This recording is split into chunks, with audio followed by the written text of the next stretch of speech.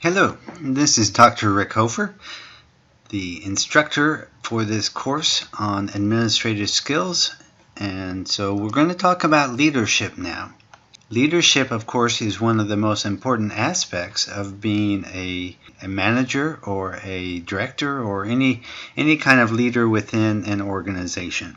Thus, it's important to talk about this topic and some of its nuances. Let's get going. Let's define leadership. Traditionally, leadership has several different components or aspects. Now, one aspect of it is that it's formal. There's a hierarchy and a position, and that gives the leader authority to enforce ideas or behaviors and things that the leader wants done. There's also informal leadership, which is related to personal attributes such as charisma and behaviors, and this means that there will be willing followers. The people who follow informal leaders are those people doing it because they think it's a good idea or they want to. They like the person, they see value.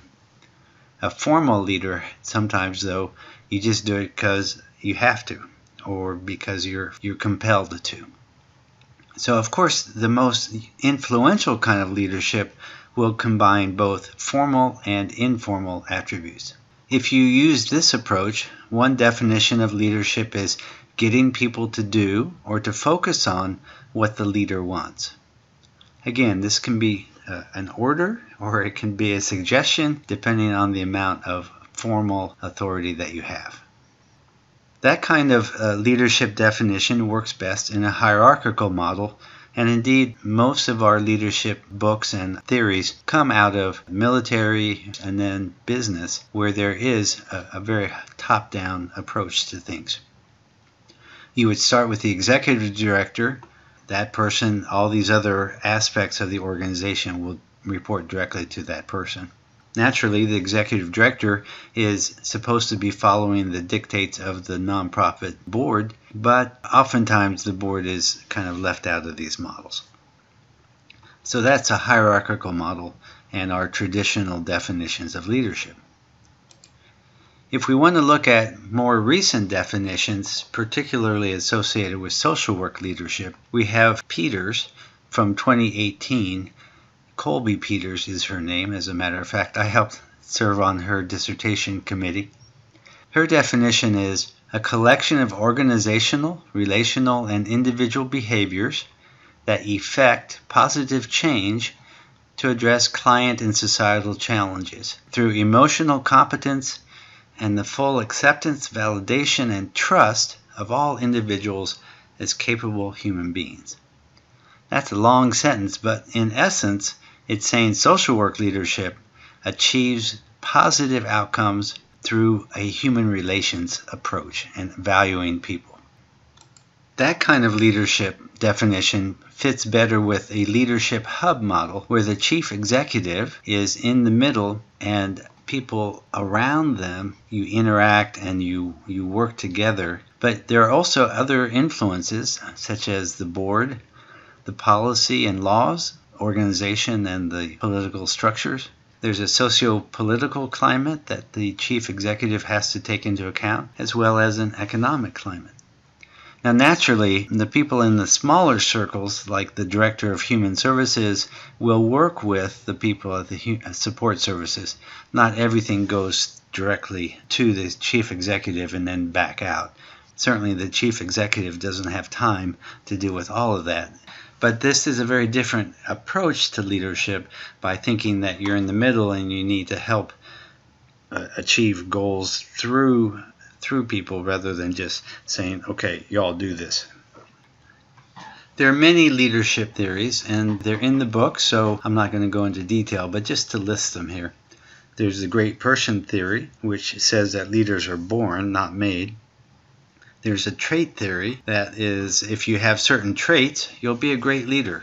In contrast to the Great Person theory or idea, in the traits theory, you can actually maybe learn and develop these traits and skills and become a very good leader. Now, the trouble with these theories is that they're not very empirical, particularly not the great person theory. Other leadership theories that you will encounter and that are in the book: contingency theory, which says that different situations require different leadership styles. And the three main approaches here are the authoritarian, who's telling people what to do; the democratic leader, who is helping promote a process by which the will of everyone involved gets reflected; and then the laissez-faire approach, which basically says y'all are on your own, tell me what happens at the end. Another set of theories is called transformational or participatory, which has some degree of overlap with the democratic approach, but it has a different kind of focus in terms of we're going to change things in a transformational way. It's going to be a very big impact. The servant leadership model exists as well, where the leader approaches the job as, I am here to help the organization, I'm here to help the people who are supposed to be my followers, I am really their servant. If you want to find other leadership theories, just look on Amazon. There are thousands of books out there. Now, one thing that's important that doesn't get talked about enough is diversity in leadership. One aspect of diversity, of course, is gender, and women are dramatically underrepresented in leadership ranks in social work organizations. And this results in an income gap, of course.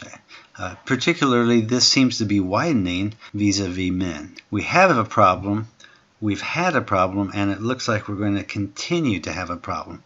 So this is not good. We need to address this issue directly. There are certainly other kinds of diversities, one of which is racial, but there's others such as LGBTQ, social class, and other kinds of diversities that we can think of. And when you combine these with an intersectional approach, such as African American women, becomes even more. These are just issues that we have to do better with in the field of social work. Diversity in leadership is a structural problem, not just an individual issue. We can't just look at people and say, oh, well, that's a woman, let's give her some training and she'll be better, or she'll be promoted, something like that. Or we need to look for particular categories of people so that we can slot them. That's not really how we want to approach this. We want to approach this from a structural perspective and say, what are the barriers that various people face, and are those barriers made stronger by the kind of diversity characteristics that they have? We need to pay special attention to transparency in the recruitment and promotion processes so that we have a world of leadership that looks more like the world around us. One thing that's important to understand is that most graduates don't go directly into the CEO position. They work their way up. And this is one reason why social workers are often told, well, you need to do direct practice first. And it can be helpful to have that experience. But once you get your promotion, as most of you will, to director position, supervisor, then you need to have a core of skills. And those are the skills that we teach in this class. So it's wonderful that you're here.